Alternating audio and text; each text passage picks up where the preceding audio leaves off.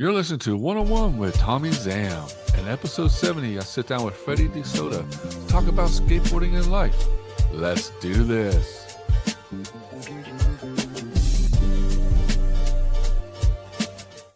What's up, Freddie? How you doing? Hey, good morning. I'm doing good. Are you? Just enjoying this beautiful weather we kind of have out here in Southern California, right? Yes, sir.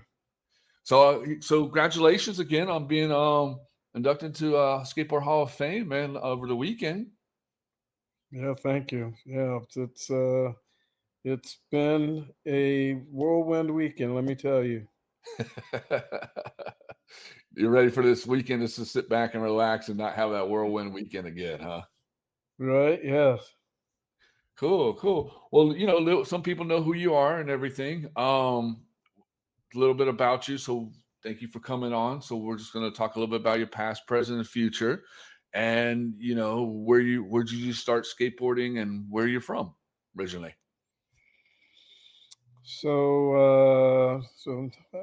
I'm 63 years old. Be 64 in November. I currently live in Long Beach. Started skateboarding back in the mid 70s, down when I was living in Orange, California. Mhm. I had just come out of racing BMX bicycles and got injured, and my buddy's couple neighbors started riding skateboards. My dad and I made a skateboard out of plexiglass. No way, Uh, seriously? Seriously, yeah, and we lived in Orange, but over in Anaheim was, I believe, Cadillac Wheels.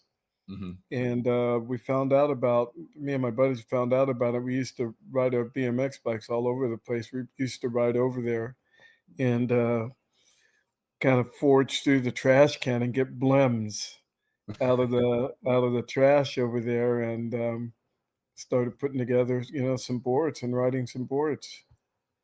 That's pretty Um, cool. yeah, and then Big O skate park came along. Um, and I ended up working there. But in the meantime, prior to that, actually, we used to skate a spot in Santa Ana Hmm. called Flower Street, which was a drainage ditch, Oh, sick. and it was pretty cool because we used to put like extensions up and everything, and ride this ditch, and then from there I went over and skated Upland Skate Park. Early on, that's where I learned to really kind of pump. Hmm. And then from there, Concrete Wave. And then in the Concrete Wave, I used to ride my moped over there with my skateboard. Oh, really? And yeah, and sometimes take the bus too. That was pretty cool. That was over there by Disneyland. Okay. And And from there, we go to Big O Skate Park, and then everything blew up from there. And that's pretty cool. So we'll go back a little bit. So you're building plexi skateboards. So I mean, how did that come about? I mean, were y'all just like, hey, we're just gonna try this out? Um, yeah, that's kind of weird. I'm not sure why we arrived at doing plexiglass, but for some reason, somebody else had a plexiglass skateboard. Hmm. So, excuse me. So my dad was pretty handy and had a bunch of tools, and yeah, so we just used a jigsaw, cut it out, and drilled some holes. Pretty thick plexiglass, and I remember we cut a wedge too to put and make as a kicktail, Hmm. and yeah. So and honestly, in the beginning, I was riding that thing with no grip tape. Are you serious? How'd you do Yeah. that? I can't even begin to tell you, 'cause, you know how things are, man, when you're young, and, and nothing really gets in your way. You Hmm. just do whatever you do, to get by, so that's what we did to get by. I mean, eventually, I started putting some grip tape on it, just like strips of grip tape, but, yeah, initially, there was no grip tape on it. So you were just riding that thing with shoes and no shoes on, just cruising the streets and stuff.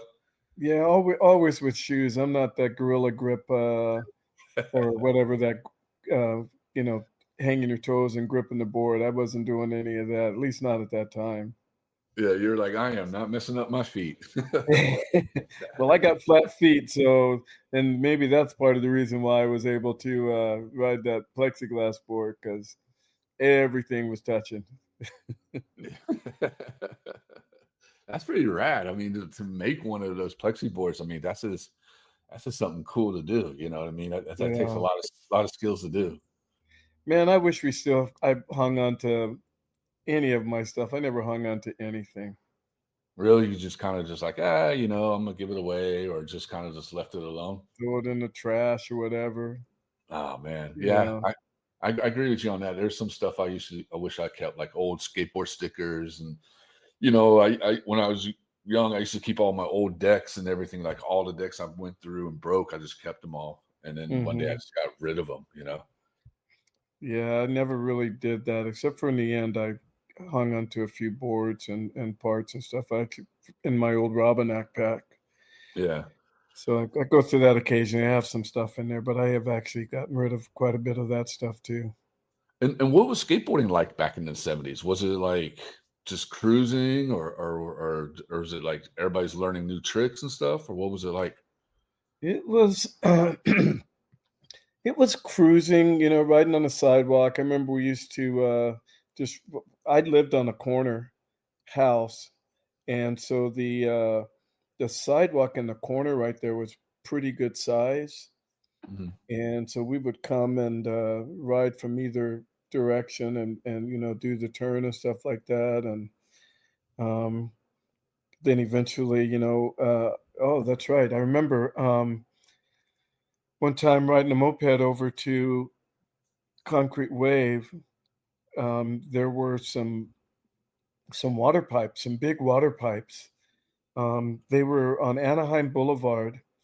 They were putting in, I don't know, new water system. I don't know what type of system, but these pipes were pretty good size. Mhm. Maybe 10 foot, maybe 12 foot, something like that. Because they had the street all torn up. And so we used to go over there and ride those pipes also. Yeah. So that's where I really kind of got my chops, right? I kind of learned to pump when we went to Upland, and then started riding those pipes and riding Concrete Wave. Yeah, that's pretty rad. I mean, to skate those are those big, huge pipes that you see everybody skating in, back in the days, right? Yeah, so like in San Onofre, they had those big pipes. I don't know if you're familiar with that. I think you're quite a bit younger than I am, but Ye Yeah. Yeah, I'm San. pretty young. I'll be 50 in end of the month, so yeah. Oh, okay, okay, yeah, still a kid in my book, man. But yeah, so they had some huge pipes down in San Onofre, Mhm. and what was cool was, my dad was in the Marine Corps, and, so he retired in '74, and when Mhm. he retired, that's when we moved here to California, and we moved to the city of Orange, Mm. and, so I used to have a dependent ID. Okay. So when I found out about the pipes down in San Onofre, they were actually in Camp Pendleton. Okay. Um, so I was able to use my ID to go down and get on the base Oh, what? and go skate. So we went down a few times to go skate the pipes. Yeah, So the homies would hit you up, it's like, "Yo, ready, hey, let's go skate the pipes. You got the ID? Let's go." got the pass to get in, baby. Let's go. Hey, at least that pass got you in somewhere, right? Yeah, right. Yeah, my dad wanted that pass to get me into the Marine Corps, but that effort failed. Thank Yeah. goodness. Well, obviously, being what you're doing now has helped you out a lot, got you where you're at, you know? And Yeah.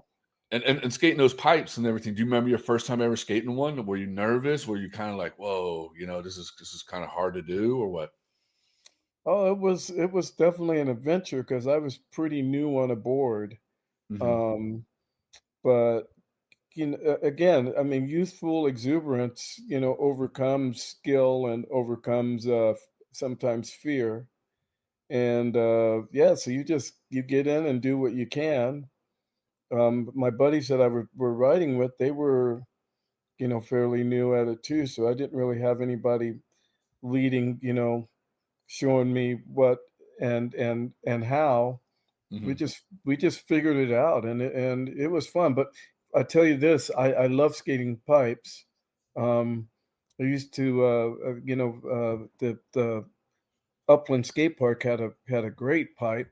Hmm. Used to love skating that, and then got a chance to skate Baldy, kind of late in the game for me. But I remember in the year 2000, they had a big thing at the skate lab in Simi Valley. I think it was called Old School Skate Jam. Okay.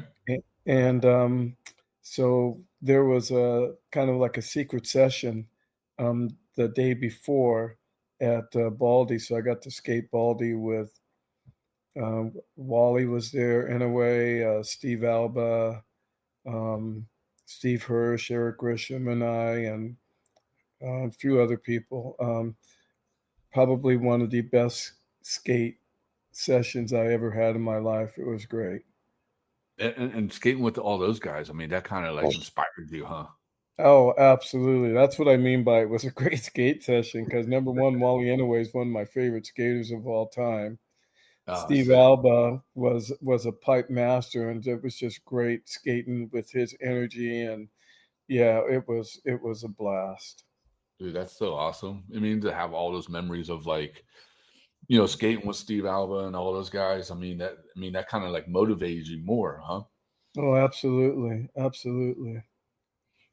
And skating those pipes, I mean, and skating upland pipeline, that kind of helped you out a little bit. Like kind of, got you more your skills a little bit better. So when you hit those pipes at upland and stuff, you were just cruising them, huh? Yeah, I mean, absolutely. I mean, and it's one of those things, right? The more you ride them, the better you feel in them, the more comfortable you get. The only thing you got to be careful is you can't get overconfident because you get overconfident in a pipe, you pay your dues, and I paid my dues a couple times. Oh, really? Tell me about one of them. Yeah, so basically what happens in a pipe is that, we always measure pipes in degrees or by the clock, right? Hmm. So if you're looking from the outside at the pipe, um, 6 o'clock is dead bottom, 12 o'clock is dead top, Hmm. 3 o'clock, 9 o'clock, or horizontal across. So you're always trying to get up to 10, or 11 o'clock, whatever. And basically, what happens is when you get up that high, you're very unweighted, Yeah. and if you are not um, completely in contact with the board. You're not really, on the board, and you become unweighted. When you fall, unlike falling from vert, when you fall from vert, you fall down the wall, down the transition, right? Yeah. On a pipe, when you're over vert, you fall straight to the bottom. So And when how many you're times you up know? in a big pipe, that's Hmm. a free fall, and I mean you're basically fighting to get your feet back under you. Mm. So it's a very humbling situation. You got to be really really on your game and not only committed but concretely uh, planted and positioned. Yeah, because I mean, if you're free falling from that thing. I mean, you're hitting that ground. You're hitting that ground. Absolutely, it'll Um, bust you up in a second. and how many times you done that? I've fallen a couple times. And I you bet know, you got you, up. You're like, all right, let's do this again. I think I fell one time and got the wind knocked out of me. Oh my gosh, So, dude. yeah, and that's scary. Yeah, I mean, I always wanted to skate those big pipes, but I mean, like you said, you got to be like you got to hit it just perfectly because if you like you said, if you get too confident about it, and and you're just cruising, and then all of a sudden you just get that one little hit, and you're just done. Yes. Yeah, I give you a lot of credit for that one, Freddie. Yeah, but again, it's really fun. It's a great challenge, right? Mhm. You're trying to get as high as you can. We used to have a sticker pasting contest in those to see who could put a sticker up the highest, and yeah, a lot of fun. That's It's cool. great watching people that can skate pipes really good. Steve Alba's a great pipe skater. Jim Gray is a great pipe skater. Oh, sick. Um, yeah, it's a lot of fun. And while you're growing up and everything, did you have like a huge local skate scene? I mean, did you have a skate shop that supported you guys, or what? So for me, my first memories of a skate shop was a skate shop in Orange called Orange Skateboard. Hmm. Um, God, you're asking good questions. You're making me remember some stuff. Uh, um, so Orange Skateboard used to be owned by a guy named Dave Stevens was a guy that we skated with, and I believe his father owned it. So a Hmm. guy named Dave Stevens, we used to call him Godzilla because Dave was a big dude. Um, in fact, he was so big that he ended up becoming a bouncer for some punk shows. Oh, sick. Uh, yeah, and then another good friend of mine named Bill Schrimmer, he used to work there. Um, and then from there, um, Big O Skate Park, uh, had a pro shop in it, which I eventually actually used to work in and at. I became a manager there. Oh, And then sick. across the street from there was a skate shop called Skateboard Fever. Hmm. Those are my earliest memories of skate shops. That's cool. And they did a lot for the skate community and everything, like skateboard contests, demos, stuff like that. So the skate shop's not really with the contests and things like that, but just supplies for wheels, trucks, Hmm. bearings, boards and all that. But Big O, the Big O skate park, yeah, that was that was the place for me. Um, as I said, I started working there very late '70s, and actually ended up becoming a manager there with Jerry Hurtado and Mike Johnson, who is now we now know as Mike Lewis, Hmm. one-legged guy Yeah. who was amazing skater. Um, and so Big O had contests. We used to do all the skate park contests there. They had some pro contests there. The Hester contest there, Gold Cup Series contest there. Yeah, that was a Big O was a great skate park, and Big O was around. So there was Concrete Wave, there was Big O, there was Skatopia, then eventually Skate City. So Skatopia was in Buena Park, Skate Mhm. City was in Whittier. These were all of our local, haunts, our local places that so to speak, that we would go and skate. And there was skateboard Odyssey, right? Oh man, yeah, it's an indoor skate park in Mission Viejo. Yeah, absolutely. And so that was cool because what I'm visioning right now is like all you guys back in the '70s had all different little skate parks like surrounded in the area, so you guys can go hit up one park and go meet at another park, another park, another park, and like kind of have different contests and stuff like that. I mean, that's pretty rad to have. Right. Yeah, that was the way it was. I mean, and honestly, at that time, I wasn't driving uh, for like Skate City Hmm. um, and some of the other parks. So if I wasn't going there on my moped, I was going there, via bus or maybe somebody's mom or dad taking us to the skate park.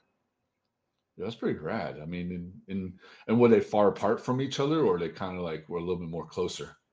Well, so Big O was in Orange. Hmm. Skatopia was in Buena Park.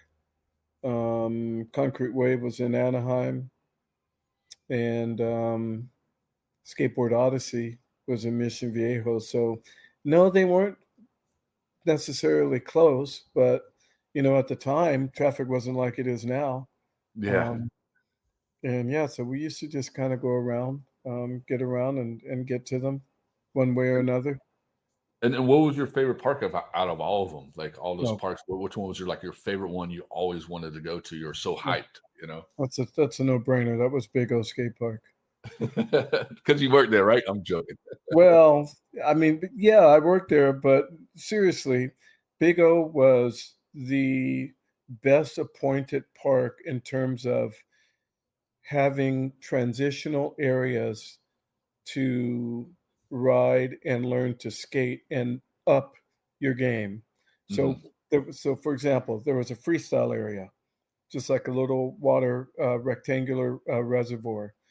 There was a there was a bowl in the back, kind of off to the side. We used to call the Holiday Bowl because there used to be a skate rink next door called the Holiday Skate Rink, and mhm, the Holiday Bowl kind of had like a little snake run that terminated into a bowl.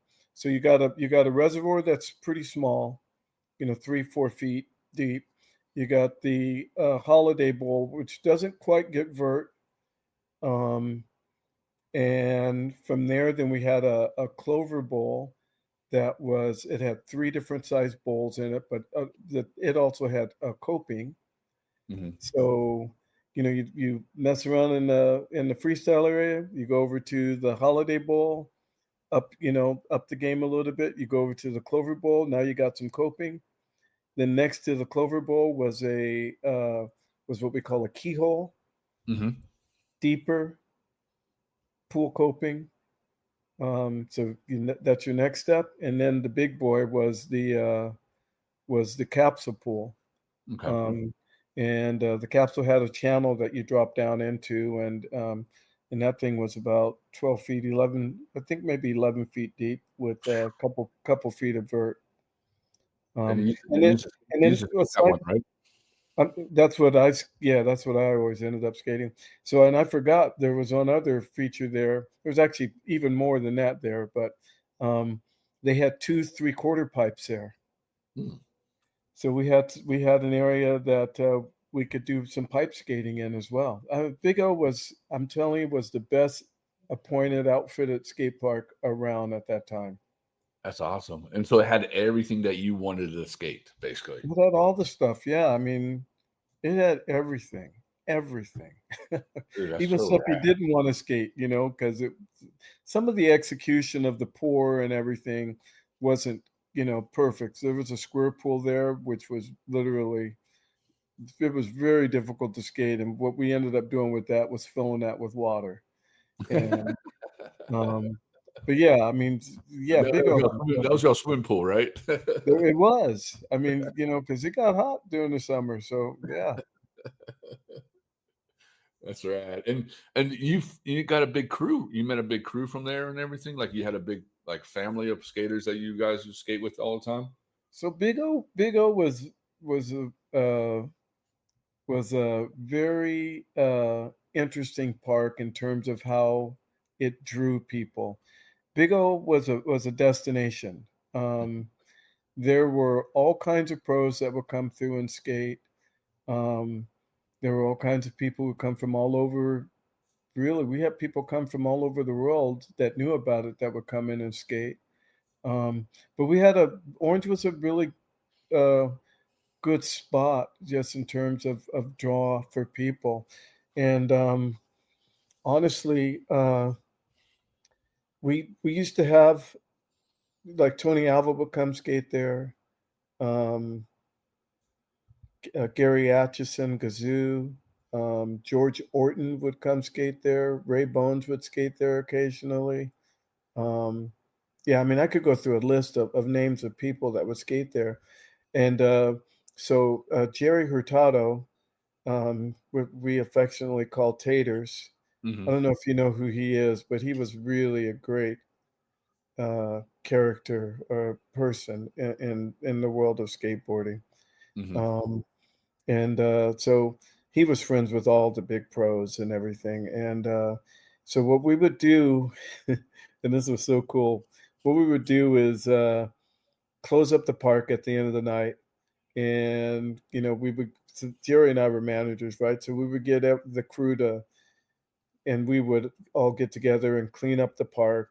Pick up all the trash and do all the stuff we needed to do. Take all the pads and spray disinfectant on them and all that stuff. Hmm. Turn off the lights, kick everybody out, and then an hour later, turn on the lights, and we would have these secret after sessions with all the pros and all of that stuff. It was really cool. One of my fondest memories is working with George Orton, um, teaching him inverts and layback airs and stuff. Um, Revitalizing his skate uh, game. Hmm. That's still Um, rad. It's rad to be doing that for teaching him. yeah, and what's interesting is I saw him at the Hall of Fame on Friday. Hmm. Came up and gave me a big hug and congratulated me for being inducted and all that. And I had a friend there, and he was telling them, he was reminding me and telling my friend, about one of the reasons we have such a good bond, and that was because of working with him and and teaching him. And it was crazy, right? Because here I am, a younger gun, teaching this vet, skateboarding. Pretty cool. Yeah, that is cool. That's something that you're always going to remember. I mean, that's what, Absolutely. and that that's what's great about skateboarding. You know what I mean? It's that no matter how old you are, how young you are, we're always somebody's always teaching us different things about skateboarding. Yes. And that's what's great about skateboarding is that it's you could take all the other stuff out of it, but on the other side, it's all about just everybody just having fun and teaching each other new stuff. Yeah, the camaraderie in skateboarding is unparalleled. You do not see that type of stuff going on in other sports. Mm-mm, not at all. Definitely Yeah, not at all. You yeah, know. that's amazing. And did you have like sponsors and stuff while you were growing up and skateboarding and stuff? So yeah, so let me backtrack a little bit because I did forget about something. So a couple things. So going around skating the parks and skill level starting to get you know good, decent, what have you. Um, I came to the notice of a guy who owned a skate shop, and I should have mentioned him earlier. He had a skate shop in the city of Tustin. Hmm.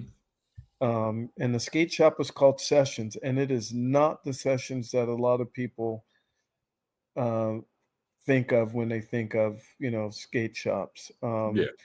This guy had his own private skate shop, or not private, but his own skate shop, and it's before the big known Sessions Okay. um, skate shop in Tustin, and he sold surf wear and skateboarding stuff, clothing and all the stuff for skateboarding. I think if I remember right that he sold surfboards. I couldn't tell you 1,000% for sure, Hmm. but the owner's name was Nick Dragonoff, and Nick Dragonoff was a big dude. He's probably about 6'5", and yeah, he took an interest in me, just in terms of wanting to sponsor me. And so he gave me a board, trucks, wheels. He gave me a discount to buy some clothes. So that was probably my earliest, somewhat, sponsor. That's Um, awesome. Today, I think we would call that a flow. Hmm. You'd be like on a flow team. And I met not met a guy, but saw a guy again at the Hall of Fame that I was he was on the team too. Um, and So that was pretty cool because when he brought up uh, Sessions, I was like, man, I go, how crazy. I go, nobody knows about that shop. I go, we're probably the only two people that really remember that shop. And he couldn't remember the guy's name that owned the shop, and I supplied him that name, and he goes, "That's right, I forgot his name." Nick Dragunov. So it was just really cool, you know, just going back through that whole thing. But yeah, so Nick Dragunov, I would say, was my first sponsor. Okay. Um, And and then that's from where you there, got hooked up with companies and stuff like that? He would help you out? no, that was just a small little skate shop sponsorship. So then from there, I started skating and doing demos uh, for Gail Webb, Okay. the skateboard mom. Um, Gail used to do demos at elementary schools and malls and things like that, big department stores. Oh, sick. Um, so started doing stuff like that with her, and through her, I ended up getting a sponsorship with Vans tennis shoes, with Mad Rat shorts, Okay. um, with Powerflex. She actually uh, got us onto Powerflex, Jim Gray and I and her and a couple of other people. Um, yeah, and even during that time, I remember, gosh, you're making me think a little bit here. Um, I remember one time that Stacy Peralta gave me a set of prototype Bones wheels. Oh, so you got to ride 'em before they actually came out, or were they Yeah, already they were a prototype set. So What? he gave me a set of those. I also got some skate stuff, you know, early on from Doug Saladino and Dennis Martinez. They were on GNS. Mhm. They even kind of talked with me a little bit about that. But so yeah, so Gail early so that oh, and Ocean Pacific. Okay. So with Gail Webb, she had a sponsorship going with OP, and as a matter of fact, they did a commercial for OP through, oh my God, Making me think now. oh, yeah, yeah, Miller's Outpost Okay. was the name of the store chain. So they did a OP commercial, or she had us come up and do a OP commercial for them that was actually being broadcast on TV. And that was pretty cool. But one thing that was really interesting about that is, we do this commercial shoot and we show up and we're putting on these shorts and all of that stuff, and then at the end of that shoot, they ask for all the clothes back. Are you serious? After you And skated in it and wearing it, like, "Hey, just give it back." yes, it was so interesting. So Gail was really upset about that. God, this is funny. So Gail actually, approached OP and said, "Hey, what's going on? Like, how could you guys do that to these kids?" So she actually ended up getting us some clothes Oh, that's nice, dude. eventually for that. I remember I got my first ski jacket because of that. That's awesome. Uh, Yeah, so that was cool. Okay, so yeah, I had a sponsorship by OP back during that time frame. that's awesome. And how'd you meet Gail? So tell us a little about Gail. How'd you meet her? So Gail, um, my first time meeting her, she was skating with her cousins, John and little Gail, and Mhm. her son, whose name at the time was Myron. They used to skate Concrete Wave Skate Park in Anaheim. Mhm. So I met her there. That's where I met Jana Payne, Greg Ty, um, and also Steve Hirsch and Mike Hirsch. Okay. Mike Hirsch Mike Hirsch owns SoCal Skate Shops now, but Mike Hirsch at the time, he was a little ripper. They had the pool that they had at the Concrete Wave it was a little bit Yankee. The transitions were, it was built by I don't know who. So it had a funny little transition, and it required a little bit of different technique to pump that thing. Mhm. And I watched Mikey work that pool, and it was so inspirational for me because not everybody could really continue back and forth in it. Mikey was able to continue back and forth in it. Um, and so that inspired me to learn to do that. But anyways, I kind of digress. So I met Gail Webb there, and Okay. then when Big O opened, then I saw her again at Big O, and then through there, she, approached me and asked me to do some shows with her. Dude, that's so rad. So, I mean, you would go to malls and then they'll set up ramps and everything like that, or and do demos and stuff like that way. Yeah, yeah. So her husband and her, they had this big ramp that was 12 foot tall, eight. Was it? God, I don't remember how wide it was. Maybe 16 feet wide. Hmm. Plexiglass. It was a plexiglass ramp. Okay. It had a platform on one side. Um, and so yeah, we would do demos, at all these places. I actually eventually ended up going to help her husband set the ramps up for the demos, at the schools and stuff. We used to also do demos at Knott's Berry Farm every year. No way. That's so rad, dude. Yeah, yeah. It was. Gail was really Connected, basically. pioneering, the whole action sports, idea and introducing people to the sport. And her whole thing was keeping kids, away from doing bad things, like, say no to drugs. And Gail did this early, in the 70s, late 70s, early 80s. She was doing these shows, and it was such a wonderful, thing, a wonderful experience. She did a really good job of hyping up the crowds and, asking us to do things. And something kind of crazy.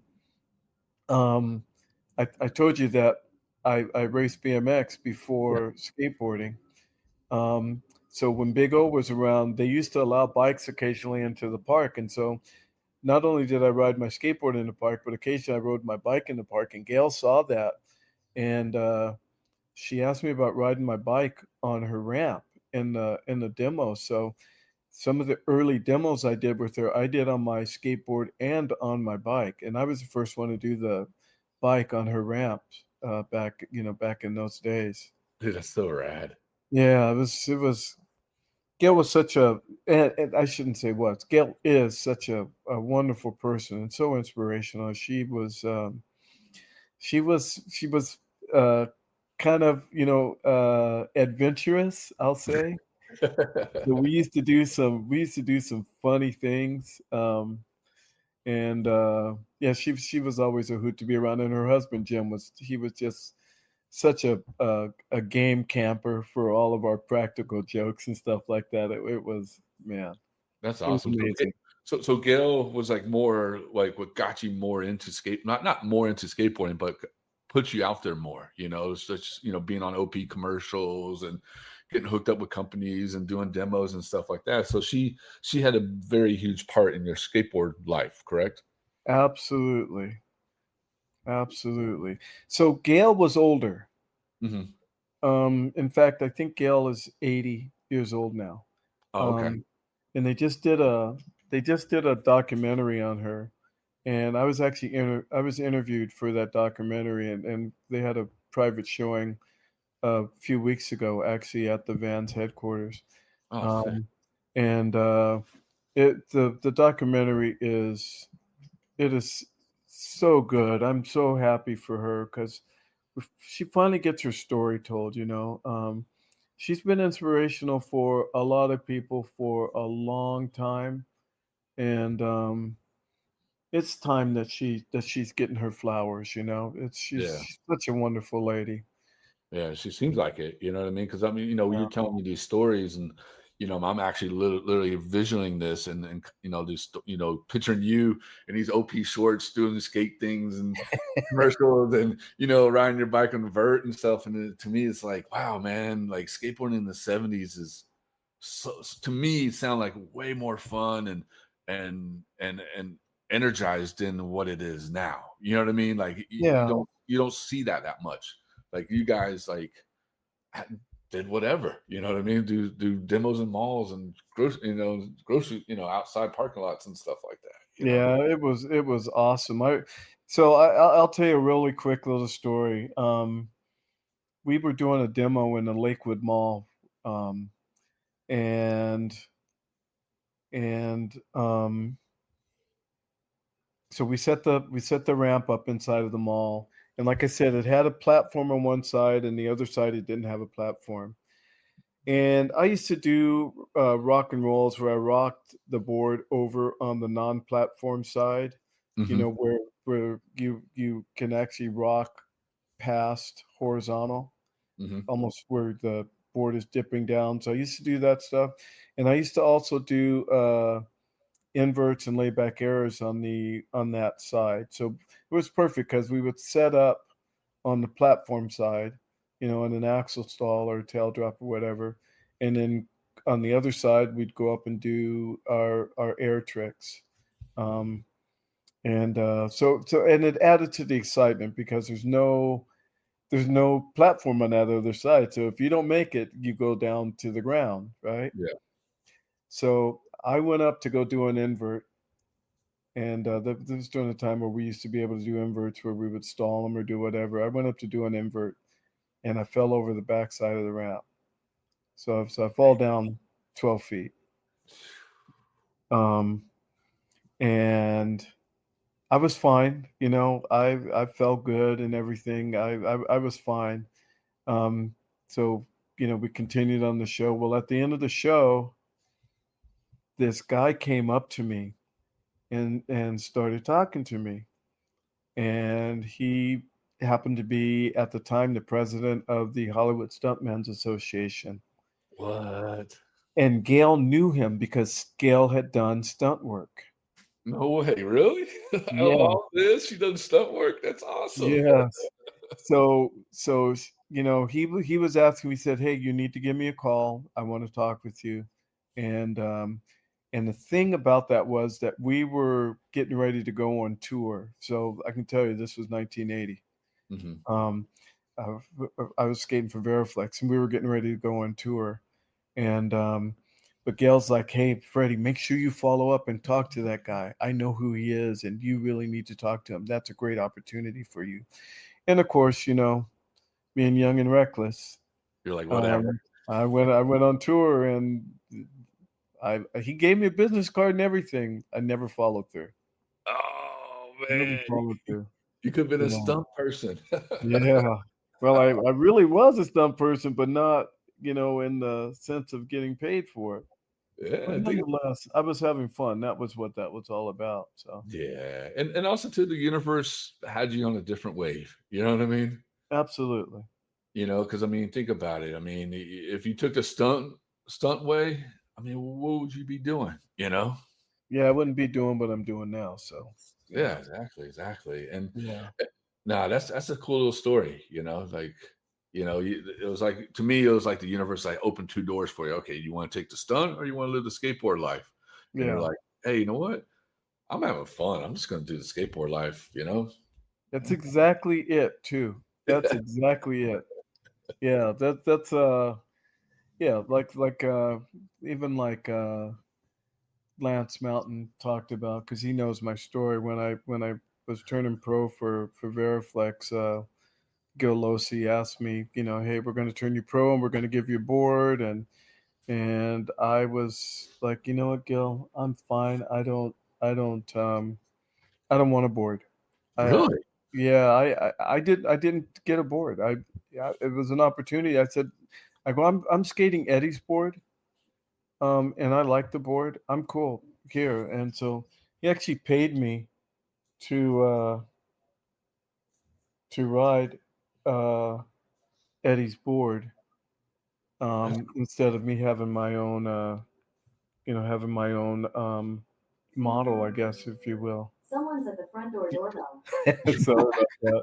You good, dude. You're good. Um, So go back a little bit. So you didn't want to turn pro? I mean, why? I mean, can I ask you why? I mean, what was the no, reason? I turned pro, but I just didn't. I just didn't get my own model. Okay. You just didn't want to do it, or? So the thing for me was I wanted skateboarding to continue to be fun. Mhm, Um, I turned pro because, um, you know, I had won the California State Championship, mhm. and they created that series um, for the Gold Cup series. I'm sorry, just letting my daughter know someone's at the door. Oh, no Um, worries. Do your thing.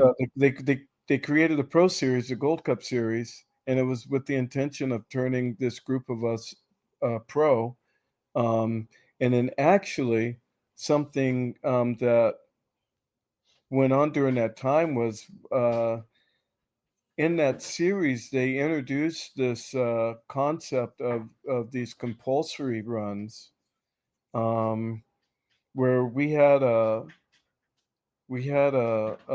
line of things that we had to do in order to qualify to be able to skate into the finals. What? Um, so, like we had to do a rock and roll, an invert, a frontside air, a backside air. I don't remember all the tricks that we had to do, but we had to include all those in a little short routine. And then from there, um, you would make the cut or not make the cut to then skate into the finals. The whole idea of all of that was they were trying to get skateboarding into the Olympics. That was gonna be my question about that. Yeah, so that compulsory run was basically based on a concept that was going on and still goes on in gymnastics, Mhm. where they have these compulsory um, fundamentals. You have to display a level of proficiency. There we go. A level of proficiency in certain aspects of the sport in order to move forward to the showcase. Hmm. The freestyle sort of version of the sport. So yeah, so they started that compulsory run thing, and that unfortunately then excluded some of the big name skaters at the time.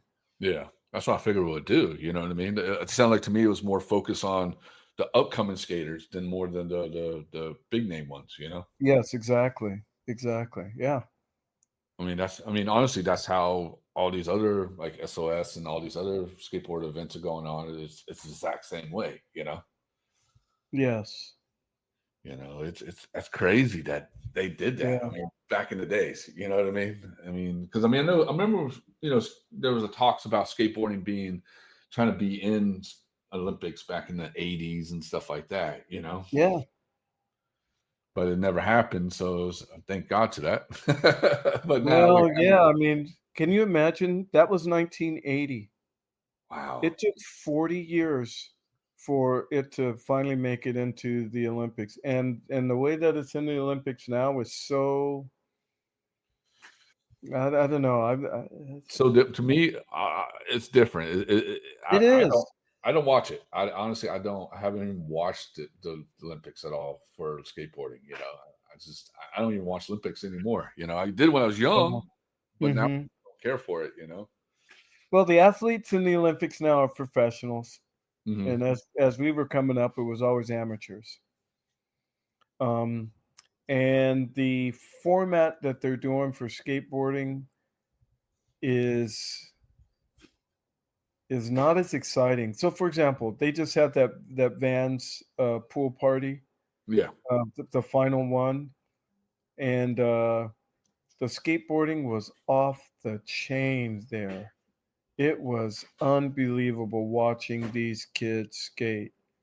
Um, and when you watch the Olympic skateboarding, this the terrain that they're using for it, it's really, I don't know. I don't feel like it's as exciting. The kids are doing some pretty good tricks, but There's nothing better than watching a routine in the combi pool and just watching guys go off in there. The skateboarding was unbelievable, man. Well, you got to think about it too. I mean, skateboarding is not a controlled sport. You know what I mean? We're not controlled. You know what I mean? Oh, You know, absolutely. You're gonna throw rules at us? Come on. we're skateboarders. We want to go Yeah. skate. We want to have fun, and that's what's different about combi and these all these like small skateboard events and stuff like that and everything because it's not controlled. It's just hey, you know what? Go out and go skate and do the best you can do. All right, Yeah. and you watch these contests now and it's so controlled. It's like I've been on back in behind the scenes with SOS and some of these events for covering True Skateboard Mag and stuff, and I see it. I'm just like, you got a guy going, stop, go, stop, go. Okay, go do this, do that. You know what I mean? I'm just like, Mm-hmm. whoa, dude, that's not skateboarding, dude. Yeah, it's definitely a lot different. Yeah, I mean, we could do a whole nother episode about this. Yeah, for sure, for sure. But it is. I mean, that's just crazy to think that back in 1980, they used that contest to try to see how it would work out, Right. Yeah, it and all. was. But that's cool. I mean, at least that's cool, and that's a lot of respect. I didn't know that you didn't get you turned down having your name on a board. That's a lot of respect, on my end. Well, it was just for me. It to me it was putting a different emphasis on what you were doing. Mm-hmm. And is that the emphasis that you really wanted to do?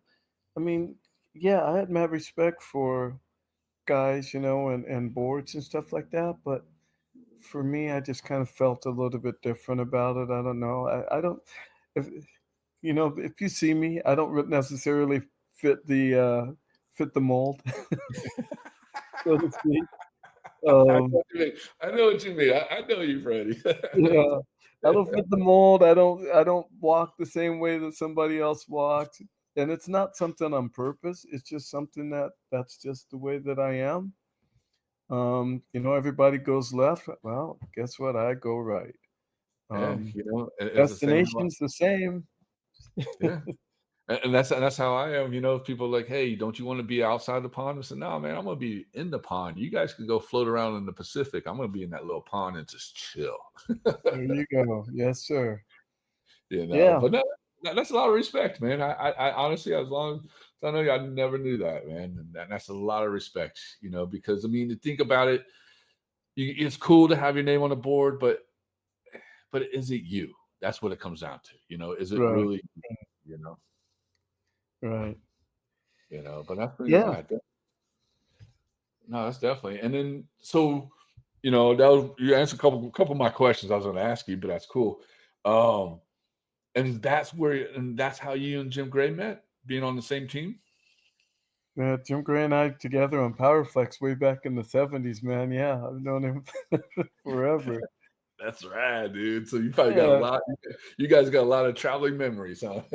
we do. I mean, honestly, it's one of the things I love about the whole skating community is, man, I have friends like Jim Gray we've been friends for 45 plus years.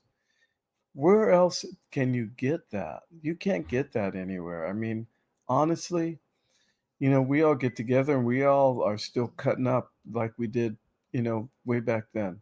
Hmm. And I love staying in touch with everybody. I love seeing everybody. It's amazing that in our 60s, we're still riding this little wooden toy and having fun doing it. Um, yeah, it's such an amazing, unmatched, unparalleled experience Hmm. that I wish everybody had an opportunity to witness and or be a part of, because I couldn't imagine anything better than this right now. Yeah. I mean, think about it. I mean, you're in the Skateboard Hall of Fame. I mean, how's that make you feel, honestly?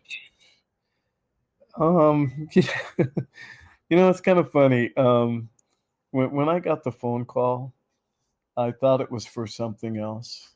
Um, and when Todd Huber called me and said, "Hey, I just wanted to let you know that we're putting you in the hall this year," and I was like, "Huh?" And he goes, "I also want to let you know that we all took a list of names, and I wanted to be the one to call you." That made that even more special to me. Oh, that's awesome. Um, and so I I- I've been asked by a lot of people, "Hey, aren't you in the hall?" No, I'm not in the hall. And I said, "And I'll never get in there." Um, and I'm okay with that because, again, I skate for the fun of it, and I Mhm. have mad respect for all the other people, that are in. And in my mind, I'm thinking there's a lot of people that should be in before I would ever even be thought of. Mhm. So for me to make it in when I made it in, I'm super, super grateful, super humbled. Um, and I don't know what to say. I kept thinking to myself, Todd's gonna call me back and say they made a mistake. They didn't make a mistake, ready? But Because that you're call never ready. happened, and I was just like every day I'm kinda looking in the rearview mirror. Okay, here it comes, here it comes. No, I didn't get that call. Okay, okay. The day of, I'm still, I mean, kinda joking, but you know what I mean. It was just like it was kind of a surreal thing, but again, I'm grateful. I'm super humbled, um, and I'm really happy to have gotten in the same year as Jim Gray, the same That's year awesome too. as Pat Noho, the same year as Bucky Lasek, same year as Darren Ho, Larry Bertelman, who Larry Bertelman should have been in a long time ago. Yeah. But I'm glad through time that he got his due, and that's the way I guess it goes is that people get in when they get in. And again, I'm super, super grateful. I don't know if you saw my speech, but I got busted up, man, when I got up there and saw the crowd and heard the applause and everything, because it meant a lot to me. Yeah. So yeah, it's very Well, humbling. and in the skateboard community, they have so much respect for you, because I mean, because who you are and what you've done for skateboarding and inspired, not just kids like me and stuff like that, but you inspired the whole entire skateboard community that you didn't even know about. You know what I mean? Yeah, it's crazy. It's absolutely crazy running into people that I met when we were on tour in 80 and 81. These guys coming up to me, different times or whatever, saying, "Oh yeah, man, I saw you back then, and just have a picture up on the wall." I mean, it's it's a it's a it's a crazy good feeling. I had fun doing this. I'm still having fun doing this, and I don't know if you know or not, but and I would really like to take a moment and talk about it. Um, Yeah, go ahead. You so got all the so much to talk about it. so the past 4 years, I have gone to Egypt Hmm. to go over there and teach kids to skateboard. Did you know about that? Yeah, yeah. You told me that when Okay. we did the interview with Oh, a was cookie it head. Cookie Head? Yeah, with Cookie Head. Okay. Yeah. So I've been going. Bill Billing, who lives down in San Diego, old time skater. He's Hmm. actually a few years older than I am, but he through his church group started uh, a program going over there. I think he first went over there to teach swimming Hmm. to kids, and then they did skateboarding, and so he'd been doing skateboarding for quite a while down there. He would go every year and set up a camp and teach kids. And I had asked about trying to be a part of that, back when, but I could never get my act together to actually go. Um, and just as COVID was hitting, I finally got my act together, and I ended up going with two other guys, and it was very moving for me. Really? So moving for me that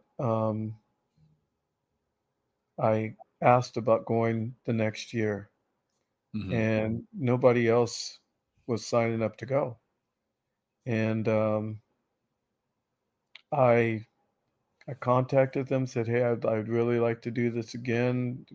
Can I come down there and do it?" And they said, "Yeah, but we can't help you, you know." And I said, "That's fine. I'll pay. I'll pay my own way. Um, Okay. I want to do it." So the first year, I got a little bit of help getting down there, thanks to billing, and then the last 3 years I've gone and I've paid my own way to go down there. And I've tried to get other people to go with me, but, it's expensive to go, and, but I keep trying to tell everybody, when you go, you're gonna get bit. It's gonna, it's gonna it has left a mark on me.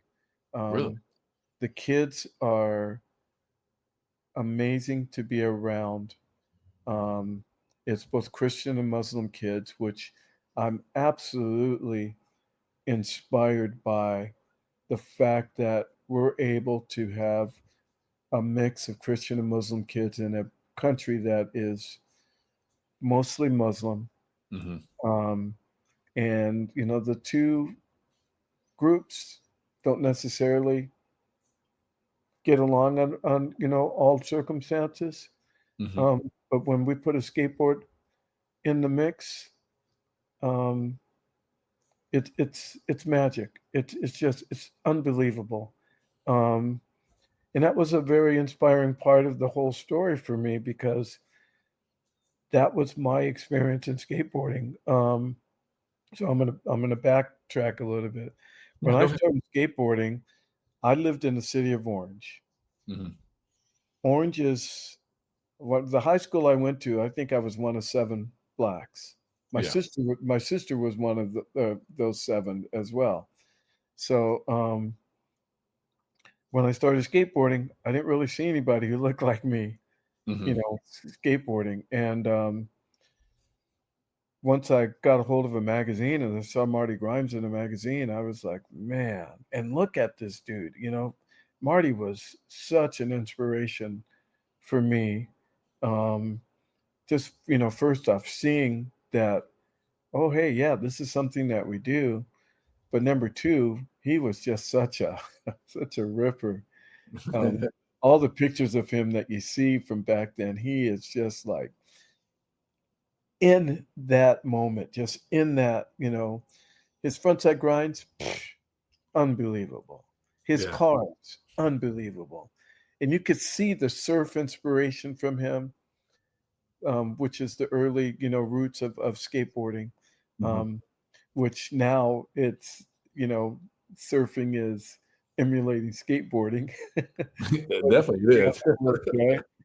But yeah, so it was great seeing all that, and so anyways, I'm saying all that to say that I realized at that point that skateboarding is a very inclusive activity, um, and like I told in the in my speech, my acceptance speech, I Hmm. realized in 1980 when we were visiting, Alabama, that I was super concerned um, visiting those parks, even though I had previously lived in Pensacola, which is literally not even a half hour from Mobile, Alabama. Yeah, you remember I'm from Pensacola too, so I know. Yeah, right. So yeah, so there we, you go. we had that Exactly. conversation, remember? Yeah. So when we went to Mobile and Gadsden, Alabama, I was like kind of freaked out. And Ziggy reminded me that I said something to him as we were entering into that area. Hey man, you better be on your P's and Q's. And man, I was so um, greatly surprised at the reception that I had there. And for me at that moment, I realized skateboarding is skateboarding and the people involved in skateboarding are okay. It's not like I didn't already kind of have that reassurance here in California, but Hmm. getting out across the states and seeing the reception, and that was really so awe-inspiring for me, that made me just like, yeah, this is home. So the idea of going to Egypt, going to be around these kids that are of varied backgrounds, and religious beliefs and stuff like that, skateboarding cuts through all of the muck Yeah. and just unites and makes people great. So yeah, all that having been said, my trip to Egypt is such a beautiful, beautiful experience. It's very emotional. Um, I haven't left yet on any of those trips without dropping some tears. Oh man. And Um, and you're going soon too, what, next January or I'm going to January, yeah. What I do you have did like a bunch. do you have a GoFundMe or something somewhere people can help you out and stuff like that? Well, Or so oddly enough, we're talking about me refusing a board for from Veriflex. hmm A bunch of people approached me. Hey man, you're getting put in the hall. You should do a board. You should do a board. I'm like, I don't want to do a board. And Lance did a board for me a few years back, which was such a incredible thing for him to do. He did what do we call those? He did this God, I can't remember what he calls it. But he put together a package where it's a board, it's a T-shirt, it's some buttons and some stickers and a little zine. Mhm. And he surprised me with it. And it was like he called it a what if, and basically it is an ode to a board that was a what if I did get a board back in 1980. What? That's rad. Oh, and I'm telling you, Lance did his homework. So he does his board, right. He he fished a bunch of information out of me because I had talked about doing a board possibly as a fundraiser for the Egypt trip. And Mhm. Lance is talking with me, kind of going through some stuff, and and he knows I love cars, and so he masterminded this concept of a board, and he used the car thing. So there's a car company called De Soto that was Mhm. based through Chrysler, and so he used the concept of the badging that they use on the car, Uh-huh. and so he made that be the like a shield on for the logo that he came up with, and he did my name script the same as the DeSoto car. But obviously my last name is DeSoto, which most people always screw up. Um, Well, and what they use how they usually say it is it's a De Soda, right? Or They they just always say DeSoto, and if you were at the hall, my name was said over the PA system more times DeSoto than it was DeSoda. Even Christian said my name DeSoto a bunch of times so they before were like they'd be like, at "All right, the Freddie De Sota coming up," but no, it's Freddie De Sota. yeah, yeah. So Lance did that. So anyways, now move forward. So you're asking me. So I was like, well, okay, maybe I'll do a board, and I'll do a board as a fundraiser for Egypt. So I was like, man, but I don't know what I'm gonna do. So I kind of got together with Jim Gray, Mhm. and I said, hey, Jim, I kind of want to do a board, but I don't really know what to do. And we're bouncing back and forth. And I remembered back about the Thrasher magazine issue they did a few years back, I think 2021. They did a Thrasher magazine issue of black skaters. Okay, I remember that. That was during yeah, I remember that was during February, right? I think February. so. Yeah, I think so. So in that magazine, we knew that Marty was going to be, in that, and we knew that Marty Grimes was going to be on the cover. And I remember I went around trying to find the magazine. I couldn't find it, so I ordered it on Amazon. Mm-hmm. And I'm sorry if I'm making this long and drawn out, No, but no, no, no, no. I love your stories, man. I love your stories. so I got the magazine, and I immediately picked up the phone and called Marty. Mm-hmm. And I said, Marty, I got the magazine, and I go, man, what a bummer. Thrasher put your picture on the cover, but the Thrasher logo is covering up over your face. But that's not cool. I'm like telling him, I go, you should have been in the center of that cover. Yeah. Why did they put you up in the corner and cover you up like that? You were number one. You should be in the center. And he's all, yeah, bro, but he goes, you got a full page. And I'm like, Marty, no, I'm serious. Why did they cover you up like that? That's not cool. I go, but that's great. They did this article on you and everything like that in there, and that was really cool. He goes, bro, you got a full page. And I'm like, what? He goes, did you look through the magazine? And I said, I saw your article, but now I haven't completely flipped through it yet because I just got it. And I saw that and I immediately called you. He goes, open the magazine, dude. So I opened the magazine, and sure enough, across the fold of the page, the 2 pages, there's a photo of me doing what most people know of a photo of me doing a layback air. What? Sick. The drawing is done by Mark Gonzalez, What? the Gons. Dude, that's so rad. I was blown away. Absolutely blown away. I had no idea. So after I was done talking with Marty, I called Lance. And just we're talking about Lance Mountain. I called Yeah. Lance and I said, hey, Lance, I go, did you know about this? And he goes, it's so funny. Mark and I were talking about this not that long ago. I was like, wow. I go, what an honor. What That an is, absolute honor. that's such an honor right there. Did you frame it? No, I didn't frame it. I have the magazines. I didn't tear it apart. I do actually have 2. That's not a bad idea. But I actually have a one up for that. Okay. And I'm going to do that. Thank you. So anyways, when I was talking with Jim Gray, so I found out about that, right? It was a total surprise to me. Mm-hmm. So I was talking with Jim Gray about doing a board. I kind of reflected back, and then I remembered about that drawing because a bunch of people were like, you should put that layback arrow on the board. I'm like, nah, that would be kind of weird and hokey, whatever. Yeah. But then I thought about the Gonz's artwork.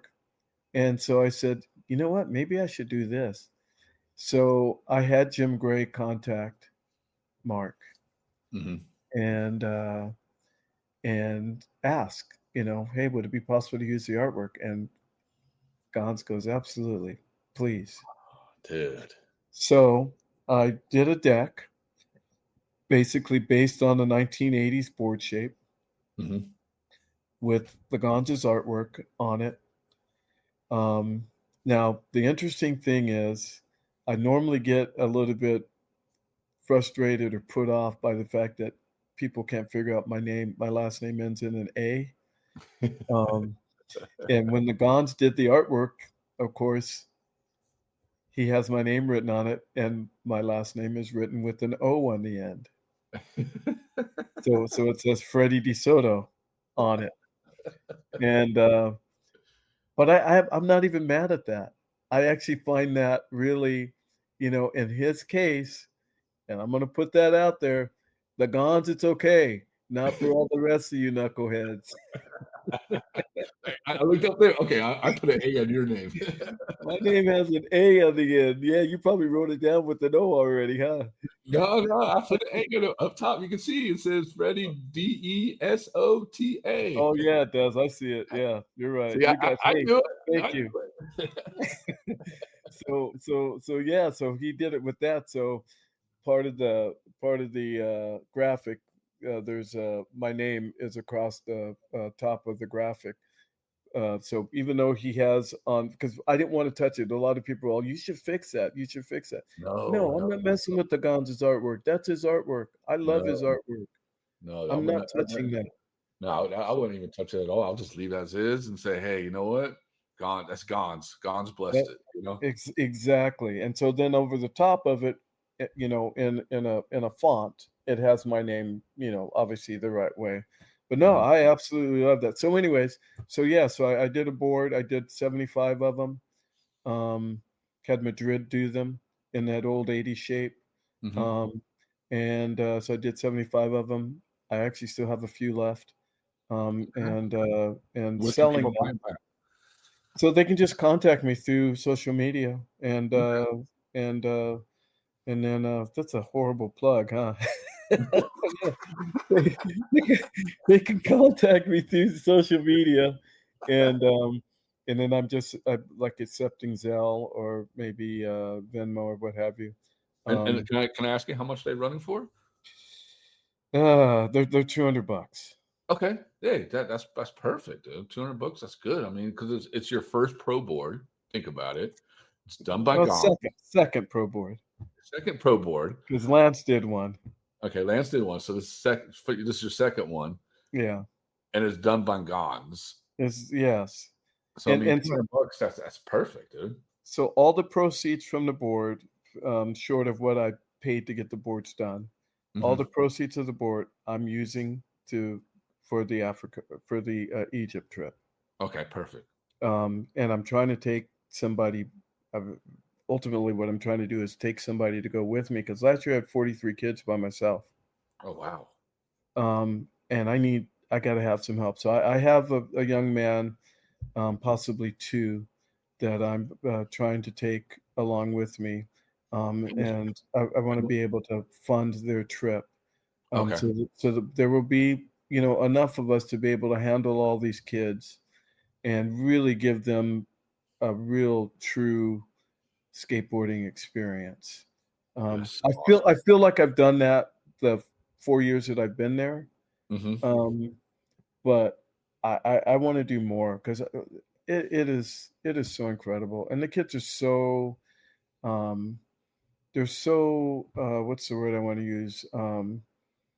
They're so welcoming, appreciative Mhm. of the effort. So much so that this last year, um, so I was just there in January, Mhm. and the age group that we normally have is 8 to 14. Okay. I had quite a few kids that have been there all 4 of the years that I've been there, Dude, that's so rad. and they are 14 years old. This is their last year, Oh, man. and You gotta shed a tear, man. oh man, let me tell you. So they were asking me, they were begging me, hey, can you talk to them about um, letting us come back next year? And they kept asking me, and I said, listen, I will ask. I will ask. I go, but it's really important that you guys ask as well. Yeah. And I don't want you all to go up there, together. I want you all to go up there individually. Talk to them and say, hey, can we? Can we? I want them to know that you guys want to come back. I go, I'm absolutely, humbled that you guys want to come back again. Um, and yeah, ask them. So I went up and I asked them, and they said, no, Freddie, we can't do it. The age group is too big of age difference. 16 years old, or I'm sorry, 15 years old and 8 years old. No, we can't do it. Mm. So every year at the end of the camp, they have a bonfire the night before we leave. And so we're having the bonfire, and the kids are running around having fun. They're doing s'mores and and things and dancing and singing and that event in and of itself is really great to see. Again, these kids from varied backgrounds Mhm. hugging, loving on one another, and just being freaking kids. It's amazing. Yeah. I, And you I, know I what love that. It's so fun. and you know what you think and you know what I wanna say thank to? Skateboarding.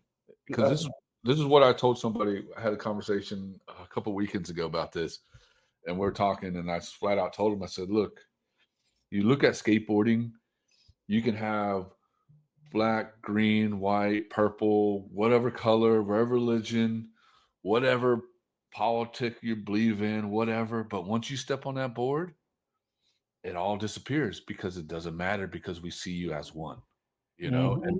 and that's what skateboarding's about. And that's what's cool is what you're doing, I think is amazing because you're introducing to skateboarding to a whole culture where they're separated, but you bring them aboard and they're like, wow, we are together. We see what you see, you know? Mhm.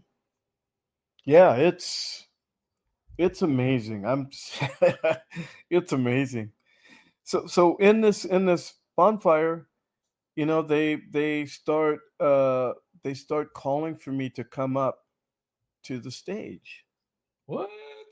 So so so you know, I'm gonna back up a little bit. On the second day we were there, they wanted to take pictures of me with the staff, with all the kids that were there, with the with the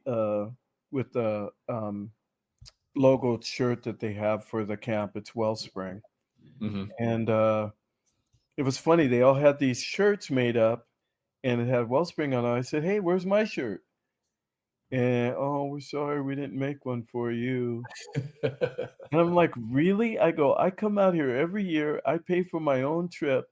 You guys didn't even make me a dang shirt, really? Well, I had a shirt that I had gotten from a couple years before, and Yeah. so I put that on. Of course, my shirt was white, their shirts were blue, whatever. I don't care, you know? So I kinda teased him about that. Well, go up to the bonfire, they call me up on stage, and, when they called me up, all the kids start chanting my name, "Freddie, Freddie, Freddie." Oh. And, so that already busted me up. I'm already bawling. I'm like a baby. I just I seriously just started crying my stinking guts out, right? Mhm. I get up on stage and they announce that they're changing the age and the kids can come back through 16 now. Ah, that's so awesome. So now I'm dropping on the ground. It happened again. Yeah. Um, so now I'm, you know, like I already was busted up. Now I'm really busted up. Oh, no. And then they pull out a bag, and in the bag they got me a hoodie. No way. So Yeah. so you didn't get the shirt, but you got a hoodie. I got a hoodie that has Wellspring on it. So, Does you it have your know, does it have your name on the back of it? no, it didn't have my name. No. Oh, I don't even know how they ended up getting this thing, but you know, how can an old man like me not be moved by that, you know? It yeah.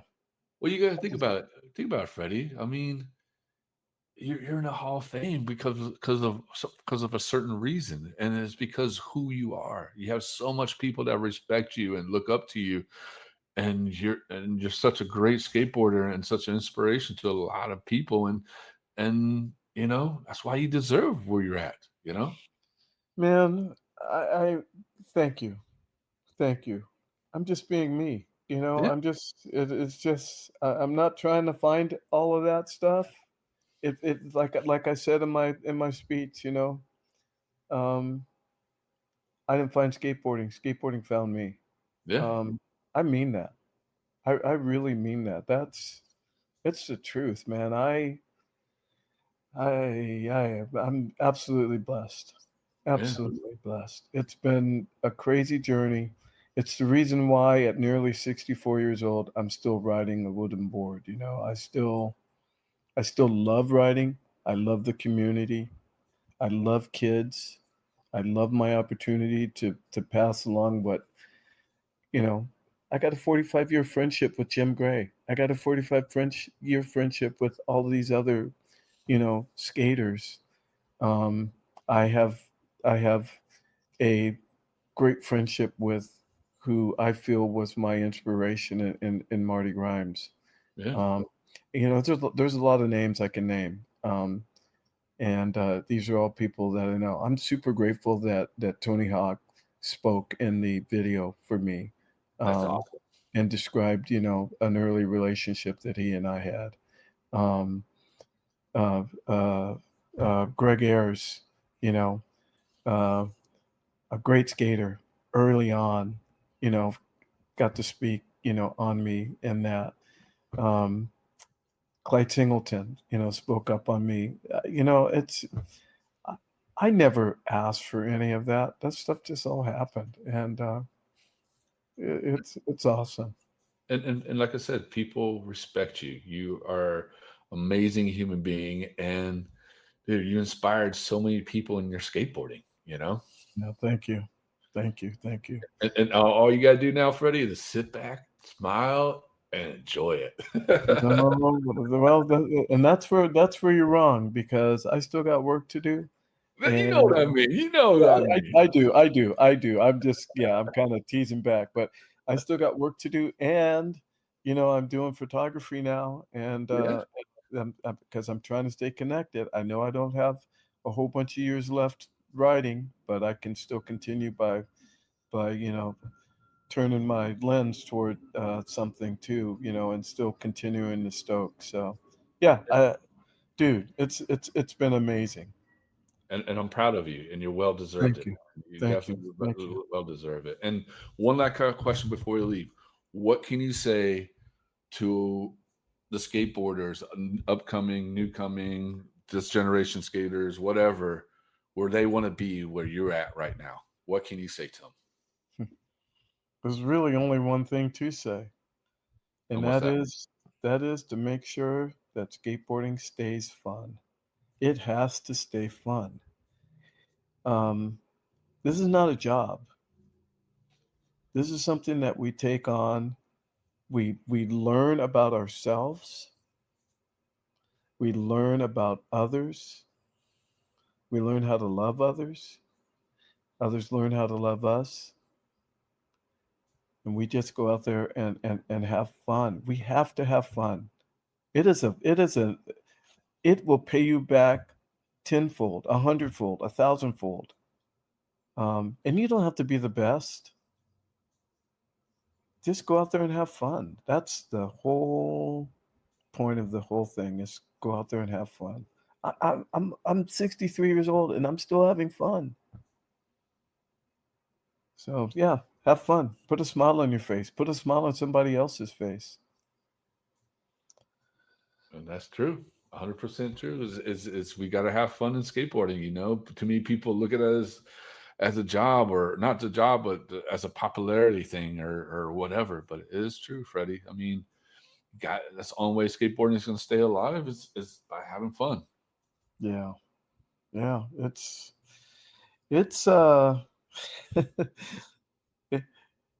just the thought of going to go ride puts a smile on my face, man. And I know you got a smile on your face right now. Yeah, absolutely. It is so true. There's nothing to be sad about with it, you know? No.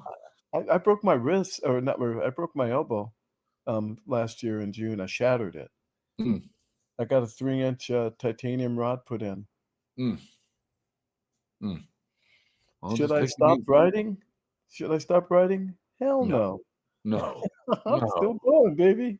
Keep on doing it, man. You and Ron Allen are still killing it. Well, it's still fun, man. It is still fun. I guarantee you, it is still fun.